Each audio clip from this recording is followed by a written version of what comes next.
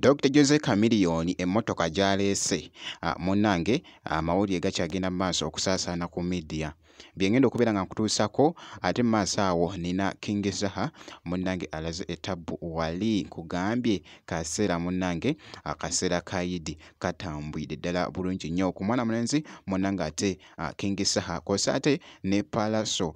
video munnange agitadde eya Tycoon ngenda kubeera nga mbikubuulirako mu maaso eyo kakasa nti nno video ojimpya like kw'ossa ate ne kusubscribinga era nga mu byonna kansoke nkutegeezeko nti no Dr. Jose Chameleone ayingizaawo munnange emmotoka empya kapyata munnange agiyingizaawo esayidi eno era nga munnange ekika kino nno fashion mpya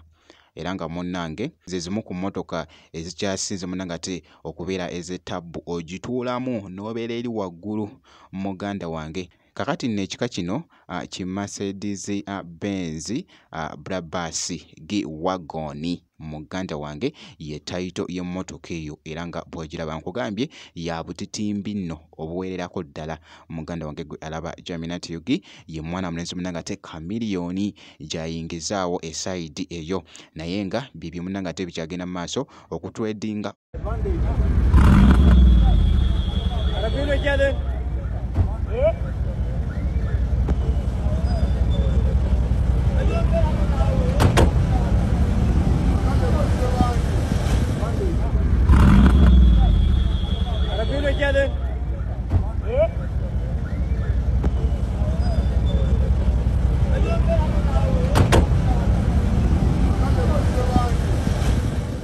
okwetoloola munnange ate ku social media esayidi eyo era nga bwenti bwe mukyekinzeko mwana mulenzi ono munnange ate Chameleone wali wonna kakati nno awo kankuggyewoko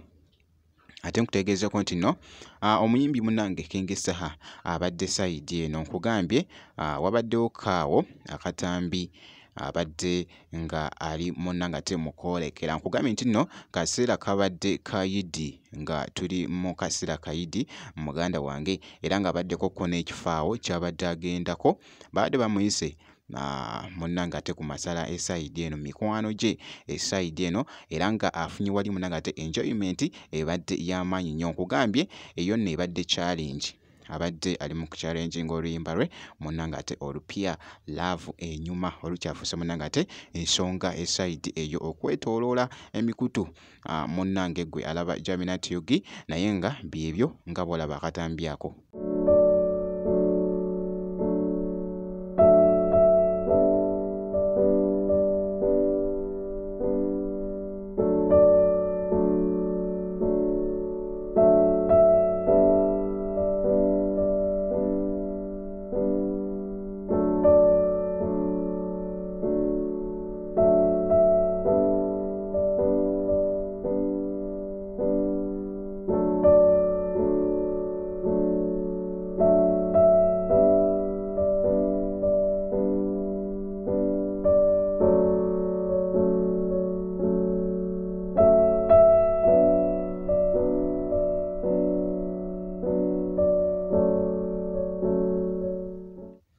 ye mwana mulenzi munnange ate omuyimbi King Zaha era nga bwenti leero bwe mukyekinzako esayidi eyo kakati nno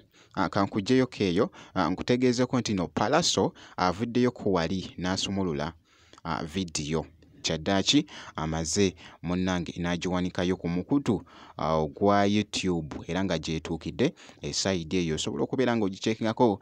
vidiyo y'omwana mulenzi munnange ate Tycoon oluyimba olupya olukyafuuse ate munnange ensonga ndabyeko ko wali ku mukutu ogwa TikTok munnange lufuuse ensonga challenge eziri eyo muganda wange lutambwidde ddala oluyimba lw'omwana mulenzi ono munnange ate Tycoon olwa Pallaso era nga vidiyo agikoze okusinziira ku luyimba nga bwe lutambula kw'ossa ate ne meaning okuggyayo munnange ate meaning y'oluyimba era nga boogezako okwekkaanya